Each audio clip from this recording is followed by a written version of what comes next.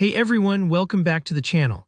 If you've ever tried to make your page titles in Power BI look a bit more polished, specifically, if you've wanted them to appear on multiple lines instead of just a single one, stick around. Today I'm going to show you a simple method for adding a line break to your page titles using a little DAX magic with the UNICHAR function. By the end of this video, you'll know exactly how to create both static and dynamic multi-line titles that look sharp and make your dashboards easier to read. Let's dive right into it and start with the most basic scenario. We want a page title to say Sales Report on one line, and then FY 2025 right below it, not crammed together, but literally on two separate lines. To do that, we're going to create a new measure in Power BI, and here's the trick. We'll use the UNICHAR function with the number 10, which stands for a line feed or line break in most systems. So your formula will look like this. Sales Report in UNICHAR 10 in FY 2025. What's happening here is that DAX is sticking that invisible UNICHAR 10 character between the two pieces of text so that Power BI knows to drop down to the next line. When you use this in a visual, the result is clean and easy to scan. Sales Report on top, then FY 2025 right underneath. If you've never seen this trick before, it might feel a bit strange using a number to create a line break, but think of UNICHAR 10 as your tool for telling Power BI, okay, new line here, please. Now let's move to a more dynamic example, because real-world reports usually need a title that reflects filters or slicer choices. Let's say you have a regional breakdown so viewers can look at the sales report for North, South, or all regions, depending on their selection. You'll use SELECTDVALUE to grab the chosen region and combine it with the year.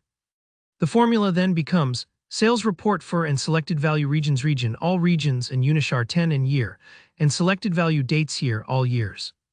This means your title will always match the user's current filter, for example, Sales Report for North on the first line in year, 2025 right below it. It's dynamic, which is huge for dashboards that need to update on the fly.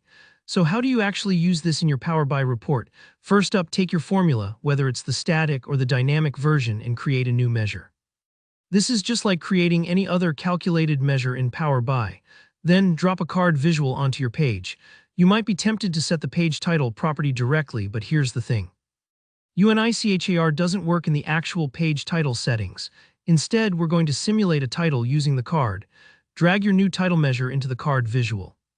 At first, it might not look perfect, so take a moment to adjust the font size, tweak the text alignment to center it, and remove the category label.